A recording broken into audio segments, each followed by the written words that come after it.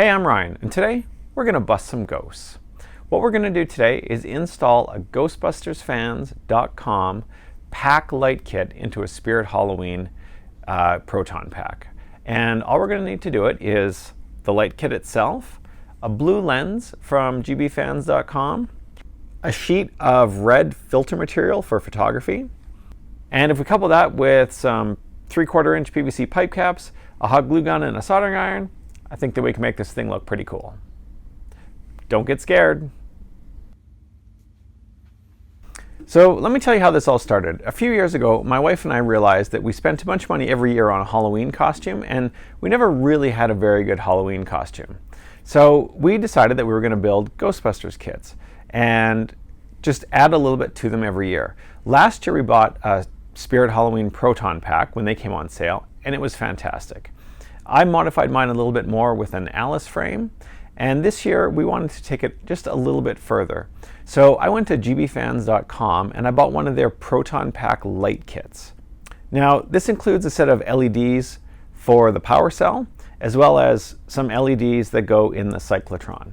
And what I wanted to do was just retrofit that into my Spirit Halloween Proton Pack. And in the odd chance, in the small chance, that I decided that I ever wanted to build a full-size proton pack one day, like from scratch or something, I didn't want to modify the components too much. For the cyclotron lights, there's no reflector. So what I did was I removed the clear plastic lens from the Spirit pack, from the Spirit Halloween pack, and I found that these 3/4 inch PVC pipe caps worked really well as a reflector. Now, sometimes you see these kits online and they'll paint the inside of the reflector silver or red or something like that. But I found that just leaving it white was reflective enough. The other thing though that I wanted to do was take the clear lens material and replace it with a red lens material for the cyclotron. And I found that a filter for photography worked really well for that. And you can cut it with scissors. So again, I took the PVC pipe cap, drilled a hole in the end of it just for the LED to go into, and I just sanded the edges of this smooth because there were a lot of raised letters on there for the manufacturing of the PVC process. Once all these little bits and pieces are cut out, it's really a simple matter of getting your hot glue gun out, taking the pack apart, and then putting it all together. Now, to take a Spirit Halloween pack apart, you have to be a little bit careful. There's a black material that's on the back side, and it's hot glued in place onto a cardboard backboard.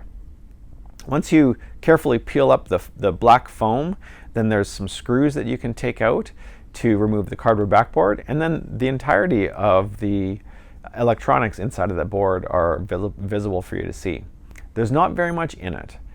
You take the LED away from the existing power cell, which only flashes when you pull the trigger.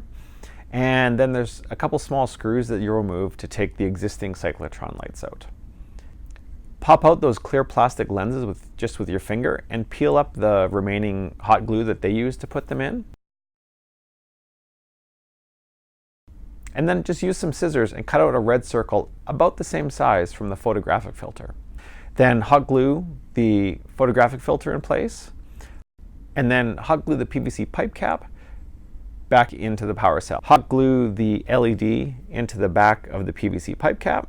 Now, one thing you want to pay attention to is that the lights do rotate in a very specific pattern, and so you want to make sure you put the right light in the right location. So I did a little bit of measuring, and I found that with a Dremel tool, I could actually make the power cell lens fit in the Spirit Halloween pack. And then I used some of those little bumpers that you see on drawers, little plastic stick-on bumpers that you see on drawers, to hold the LEDs just slightly up off of that. And then I could hot glue all of that in place, and it would look really convincing.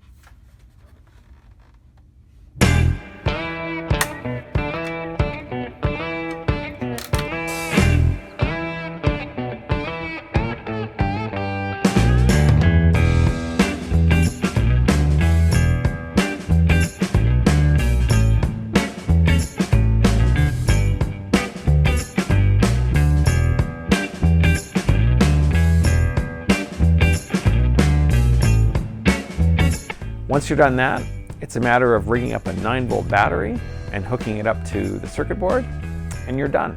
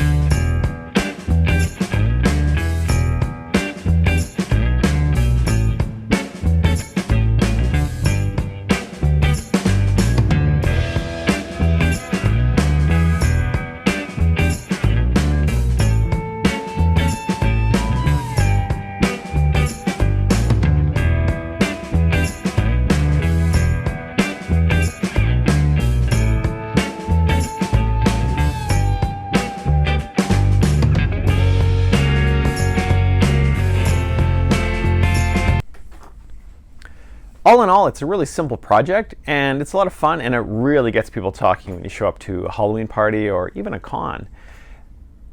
I hope this was really helpful for you. If you like this kind of thing, don't forget to hit like, and please subscribe to the channel for more.